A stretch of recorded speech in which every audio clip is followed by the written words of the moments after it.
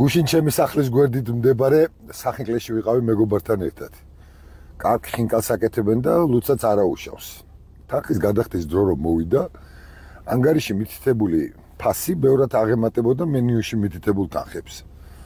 ქართველებს ცხენი არ გვიყვარს ასე დროს ანგარიშზე ყურადღების გამახვილება, თუმცა ფასი არაადეკვატური იყო და კარგად დაუკვირდი შეფასების მეთოდს. გარდა კერძების ფასისა, ანგარიში შეტანილი ჰქონდათ დამატებითი ღირებულების გადასახადი და მომსახურეობის პროცენტი. არ ვიცი რა პრინციპი დაითვალეს, თუმცა თავიდან ჯერ კერძების ჯამურ თანხას დაემატათ 15%, შემდეგ გამოვიკვლიეთ და აღმოჩნდა რომ 20% დაუმატებიათ. აშკარა იყო რომ გვაცსურაკებდნენ და ამ შემთხვევას არასასიამოვნო საუბარი მოყვა. ერთი კითხვა მაქვს. რესტორანში ნასვამზე რატომ უნდა ვითვალოთ დეგეგები და მომსახურეობის პროცენტები?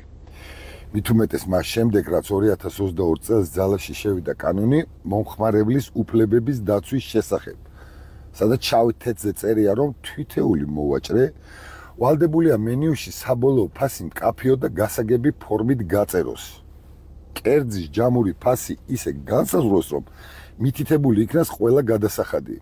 წინააღმდეგ შემთხვევაში ჩაითვლება, რომ მომხმარებლებს აბნევთ, ატყუებთ და მათ უფლებებს უხეშად არღვევთ. მე არავის დაჯარიმება და დაკეტვა არ გამიხარდება, თუმცა ისედაც ამ კოსმოსურ ფასებში შეეშვით რამ ხალხის მოტყუებას და კანონის იგნორირებას. მენიუში მიუთითეთ კერძის რეალური ღირებულება და ნუ გვაიძულებთ, რომ სუფრის ბოლოს კალკულაციები ვითვალოთ. თქვენ რას ფიქრობთ? ქონიათ ესეთი შემთხვევა, რომ რესტორანში გატყუებენ და როგორ უნდა მოიქცე ამ დროს?